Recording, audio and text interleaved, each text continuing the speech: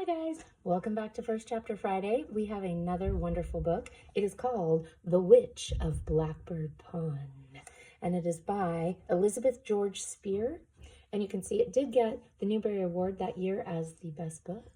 I'm going to read you the back so that you can get kind of a sense of what the setting is.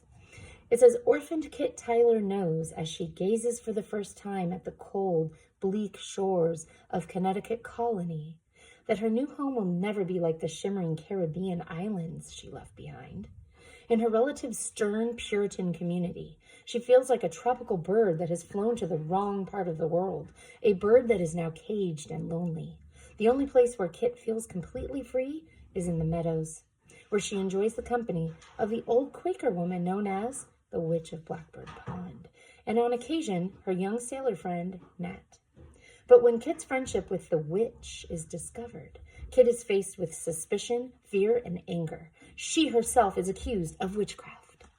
All right, I'm going to read the beginning, the first chapter. It's a little long, so we'll see if I read the whole thing. Maybe not. I'm not sure.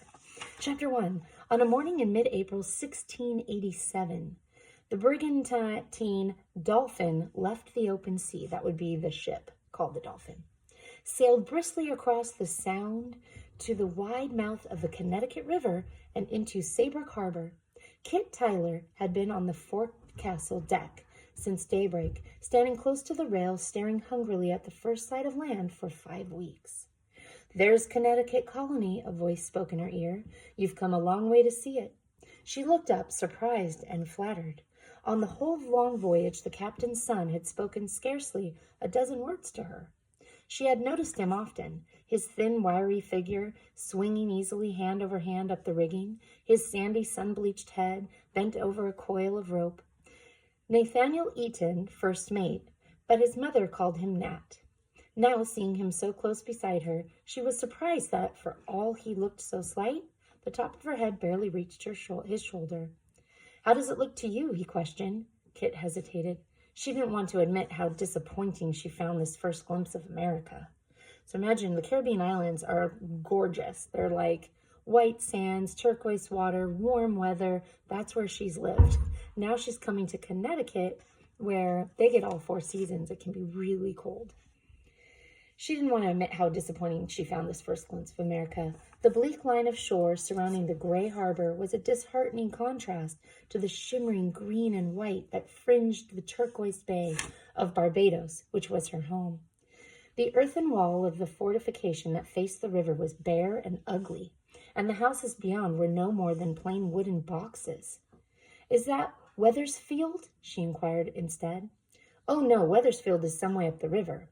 This is the port of Saybrook, home to us Eatons. There's my father's shipyard beyond the dock. She could just make out the row of unimpressive shacks and the flash of raw new lumber. Her smile was admiring from pure relief. At least this grim place was not her destination, and surely the colony at Wethersfield would prove more inviting. We've made good time this year, Nat went on. It's been a fair voyage, hasn't it? Oh, yes, she sparkled, though I'm glad now 'tis over. Aye, he agreed. I never know myself which is best, the setting out or the coming back to harbor. Ever been on a ship before? Just the little pinnocks in the islands. I've sailed on those all my life. He nodded. That's where you learn to keep your balance. So he had noticed. To her pride, she had proved to be a natural sailor. Certainly she had not spent the voyage groaning and retching like some of the passengers. You're not afraid of the wind and the salt anyway. At least you haven't spent much time below. Not if I could help it, she laughed. Did you think anyone would stay in that stuffy cabin by choice? Would she ever have had the courage to sail at all had she known before she booked passage that the sugar and molasses in the hold had been paid for by a load of Connecticut horses, and that all the winds of the Atlantic could never blow the ship clean of that unbearable stench? That's what I minded most about the storm, she added. 4 days shut away down there with the dead lights up. Were you scared? Scared to death, especially when the ship stood right on end and the water leaked under the cabin door. But now I wouldn't have missed it for anything. 'Twas the most exciting thing I ever knew. His face lighted with admiration, but all for the ship. "She's a stout one, the dolphin," he said. "She's come through many a worse blow than that." His eyes dwelt fondly on the topsails. "What is happening?" Kit asked, not noting the sudden activity along the deck. 4 husky sailors in blue jackets and bright kerchiefs had hurried forward to man the capstan bars. Captain Eaton, in his good blue coat, was shouting orders from the quarterdeck. "Are we stopping here?" "There are passengers to go to shore," Nat explained, "and we need food and water for the trip upriver. But we've missed the tide and the wind is blowing too hard from the west for us to make the landing. We're going to anchor out here and take the longboat in to shore. That means I'd better look to the oars." He swung away, moving lightly and confidently. There was a bounce in his step that matched the laughter in his eyes. With dismay, Kit saw the captain's wife among the passengers preparing to disembark. Must she say goodbye so soon to Mistress Eaton? They had shared the bond of being the only 2 women aboard the Dolphin, and the older woman had been sociable and kindly. The older woman, so the boy's mom.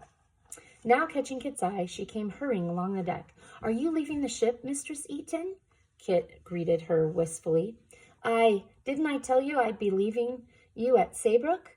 But don't look sad, child. 'Tis not far to Wethersfield, and we'll be meeting again." "But I thought the Dolphin was your home." "In the wintertime it is, when we sail to the West Indies. But I was born in Saybrook, and in the spring I get to hankering for my house and garden. Besides, I'd never let on to my husband, but the summer trips are tedious, just back and forth up and down the river. I stay at home and tend my vegetables and my spinning like a proper housewife. Then, come November, when he sails for Barbados again, I'm ready to go with him. 'Tis a good life, and one of the best things about it is coming home in the springtime." Kit glanced again at the forbidding shore. She could see nothing about it to put such a twinkle of anticipation in anyone's eye. Could there be some charm that was not visible from out here in the harbor? She spoke on a sudden impulse. "Would there be room in the boat for me to ride to shore with you?" she begged. "I know it's silly, but there is America so close for me for the first time in my life. I can't bear not to set my foot upon it." "What a child you are, Kit," smiled Mrs. Eaton.